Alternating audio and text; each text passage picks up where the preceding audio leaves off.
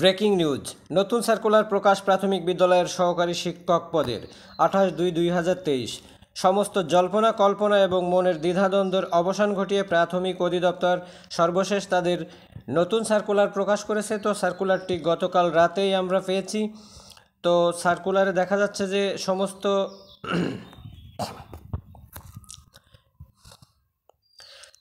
Breaking news. নতুন circular প্রকাশ প্রাথমিক বিদ্যালয়ের সহকারী শিক্ষক পদে 28/2/2023। তো সমস্ত জল্পনা কল্পনার অবসান ঘটিয়ে প্রাথমিক অধিদপ্তর অবশেষে তাদের নতুন সার্কুলারটি প্রকাশ করলো এবং এই সার্কুলারটি গতকাল রাতেই প্রকাশ করা হয়েছে। তো আমরা সার্কুলারটি বিস্তারিত দেখব, বিজ্ঞপ্তিতে দেখব যে আসলে কারা কারা আবেদন করতে পারবে বা কোন কোন বিভাগ আবেদন করতে পারবেন। তো চলুন আমরা সরাসরি বিজ্ঞপ্তিতে প্রবেশ করি।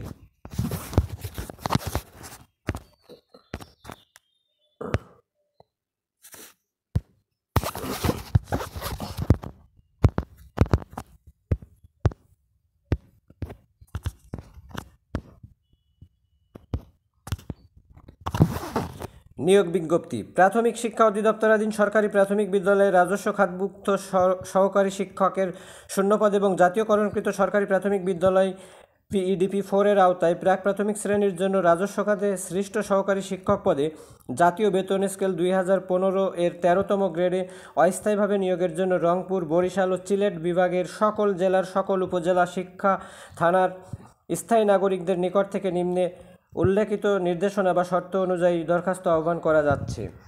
পদের নাম সহকারী শিক্ষক, বেতন স্কেল টাকা 11,000 থেকে 26,590 টাকা, গ্রেড 13, জাতীয় বেতন স্কেল 2015 অনুযায়ী। বয়সসীমা।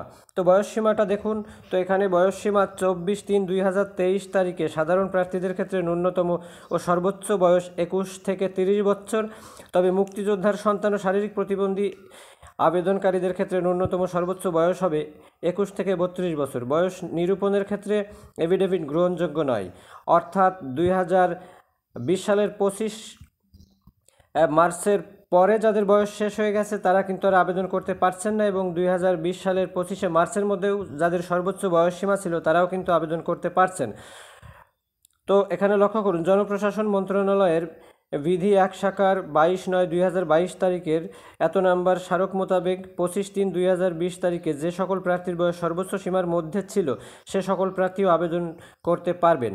শিক্ষাগত যোগ্যতা। কোনো স্বীকৃত বিশ্ববিদ্যালয়তে দ্বিতীয় শ্রেণী বা সমমানের CGPA 4 স্কেলের ন্যূনতম 2.25 ও 5 স্কেলের ন্যূনতম 2.80, স্নাতক বা স্নাতক সম্মান বা সমমানের ডিগ্রি, অর্থাৎ এখানে কিন্তু কোনো প্রকার তৃতীয় শ্রেণী গ্রহণযোগ্য নয়, অর্থাৎ 4-এর মধ্যে যারা 2.25 পেয়েছেন তারা আবেদন করতে পারবেন এবং 5 স্কেলের মধ্যে যারা 2.80 পেয়েছেন তারাও আবেদন করতে পারবেন।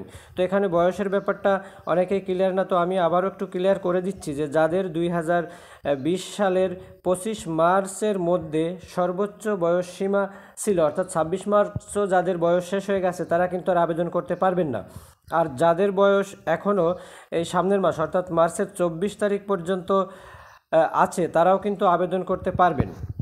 তো এখানে শর্তাবলী দেখেন, আগ্রহী প্রার্থীগণকে অনলাইনে আবেদন করতে হবে। অনলাইনে আবেদন গ্রহণ শুরু হবে 10/3/2023 সকাল 10:30 থেকে এবং শেষ হবে 24/3/2023 রাত 11:59 পর্যন্ত। অর্থাৎ যাদের বয়স 24 মার্চ 2023 এর মধ্যে 30 বছরের মধ্যে থাকবে, অর্থাৎ 30 পার হবে না, তারা কিন্তু আবেদন করতে পারবেন। তো এখানে আবেদনের ওয়েবসাইটটা দেখুন, http://dp.teletalk.com.bd ওয়েবসাইটে প্রবেশ করে অনলাইনে অ্যাপ্লিক্যান্ট ফর্ম পূরণের নির্দেশনা পাওয়া যাবে। তো এটা আপনারা সবাই পেয়ে যাবেন। তো আরও কিছু ব্যাপার আছে সেখানে দেখি। আবেদন ফি জমা পূরণের পূর্বে ড্রাফট অ্যাপ্লিকেশন কপি একাধিকবার পড়ে প্রার্থী তার প্রদত্ত তথ্যের যথার্থতা সম্পর্কে নিশ্চিত হবেন। কোনো ভুল পরিলক্ষিত হলে তার বিপরীতে আবেদন ফি জমা দেওয়া যাবে না। আবেদন ফি পরিশোধের পর আবেদনের প্রদত্ত মোবাইল নাম্বার SMS এর মাধ্যমে আবেদনকারীকে ইউজার আইডি সহ একটি পাসওয়ার্ড দেওয়া হবে। এরপর এই সাইটেই সেটা ডাউনলোড অ্যাপ্লিক্যান্ট কপি ট্যাবে ক্লিক করে মোবাইল প্রাপ্ত ইউজার আইডি ও পাসওয়ার্ড সাবমিট করে পেইড স্ট্যাটাস সম্পন্ন ফাইনাল অ্যাপ্লিক্যান্ট কপিটাও পাওয়া যাবে। ফাইনাল অ্যাপ্লিক্যান্টসের রঙিন প্রিন্ট কপি নিয়োগ প্রক্রিয়ার শেষ অবধি আবশ্যিকভাবে সংরক্ষণ করতে হবে। কেবলমাত্র আবেদন ফি পরিশোধের পরে আবেদন চূড়ান্তভাবে গৃহীত হয়েছে বলে গণ্য হবে। আবেদনে আর কোনো তথ্য সংযোজন, পরিমার্জন বা একই প্রার্থীর নতুনভাবে অ্যাপ্লিকেন্ট ফর্ম পূরণ হবে না। অর্থাৎ আপনাকে টাকা পেইডের আগেই কিন্তু যদি কোনো তথ্য ভুল হয়ে থাকে সেটা করতে হবে। পরবর্তীতে লিখিত পরীক্ষার ব্যবস্থাদি চূড়ান্ত করার পর প্রত্যেকের যোগ্য আবেদনকারীকে SMS-এর মাধ্যমে প্রবেশপত্র ডাউনলোডের লিঙ্ক প্রদান করা হবে, যা ব্যবহার করে আবেদনকারী পরীক্ষার প্রবেশপত্র ডাউনলোড করতে পারবেন। ইউজার আইডি এবং পাসওয়ার্ড পুনরুদ্ধারের প্রয়োজন হলে উক্ত লিঙ্কে প্রার্থীর ব্যক্তিগত তথ্য দিয়ে পুনরুদ্ধার করা যাবে। অনলাইনে আবেদনপত্রে প্রার্থীর প্রদত্ত মোবাইল ফোন নম্বরে পরীক্ষা সংক্রান্ত যাবতীয় যোগাযোগ সম্পন্ন করা হবে বিধায় উক্ত নম্বরটি সার্বক্ষণিক সচল রাখা, SMS পড়া এবং প্রাপ্ত নির্দেশনা তাৎক্ষণিকভাবে অনুসরণ করা বাঞ্ছনীয়। আবেদনকারী যে উপজেলা বা থানার স্থায়ী বাসিন্দা তার প্রার্থিতা উক্ত উপজেলা বা থানার অনুকূলে নির্ধারিত থাকবে এবং তার নিয়োগ সংক্রান্ত যাবতীয় কার্যক্রম অনুযায়ী নিয়ন্ত্রিত হবে। সরকারি প্রাথমিক বিদ্যালয় শিক্ষক বিধিমালা 2019-এ বর্ণিত প্রক্রিয়া অনুযায়ী নির্বাচিত প্রার্থীকে নিজ উপজেলা বা থানায় নিয়োগ দেওয়া হবে। তো দেখুন, এখানেও কিন্তু অনেকে বলছেন যে বিভাগে নিয়োগ হবে কিনা, আসলে তেমন কিছুই হবে না।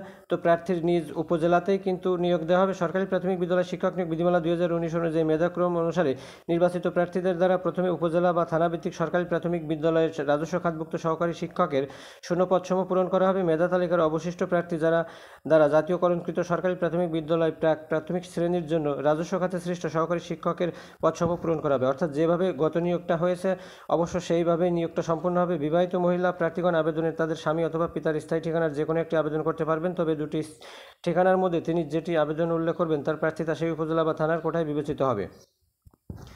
তো এখানে আরও কিছু আছে যে অসত্য ভুয়া তথ্য, অসম্পূর্ণ আবেদন কোনো কারণ দর্শানোর ব্যতি রেখে বাতিল বলে গণ্য হবে। প্রার্থী কর্তৃক দাখিলকৃত প্রদত্ত কোনো তথ্য বা কাগজপত্র নিয়োগ কার্যক্রম চলাকালে যে কোনো পর্যায়ে বা নিয়োগ প্রাপ্তির পরেও অসত্য ভুয়া প্রমাণিত হলে তার দরখাস্ত নির্বাচিত নিয়োগ বাতিল করা হবে এবং মিথ্যা ভুয়া তথ্য সরবরাহ করার জন্য তার বিরুদ্ধে আইনানুগ ব্যবস্থা বা প্রশাসনিক ব্যবস্থা গ্রহণ করা হবে।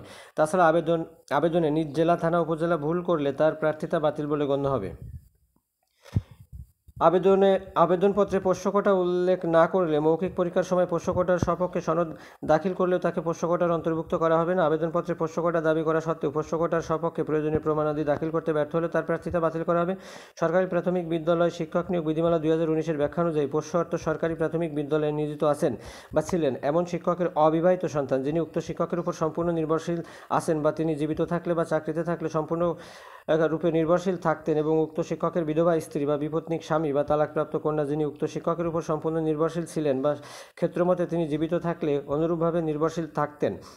মৌখিক পরীক্ষার সময় পোষ্য প্রার্থীকে 24/3/2023 তারিখ পর্যন্ত তিনি পোষ্য ছিলেন মর্মে সংশ্লিষ্ট উপজেলা, থানা শিক্ষা অফিসার কর্তৃক প্রদত্ত সনদ দাখিল করতে হবে। কোনো প্রার্থী উল্লেখিত সনদ দাখিল করতে ব্যর্থ হলে তার প্রার্থিতা বাতিল করা হবে।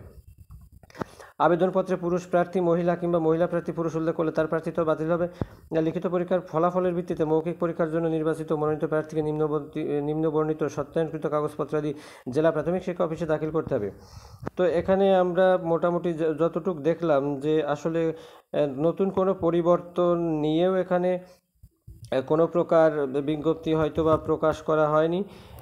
এখানে দেখা যাচ্ছে যে আগের নিয়মেই নিয়োগটি, অর্থাৎ কোটা যেগুলো ছিল, অর্থাৎ এই যে 60% ফিমেল, 20% পোষ্য, সাধারণ প্রার্থীদের 20%, তো এগুলো সবই আছে। তো এখানে আসলে সাধারণ প্রার্থীরা মর্মাহত হবেন যে আসলে তাদের বরাবরের ন্যায় এবারও হয়তো বা কপালে কী আছে সেটা দেখার বিষয়। তো এটাই ছিল মূল নিয়োগ বিজ্ঞপ্তি। তো আমি এই প্রাথমিক নিয়োগ নতুন সার্কুলার সংক্রান্ত একটি ভিডিও নিয়ে আসবো সামনে।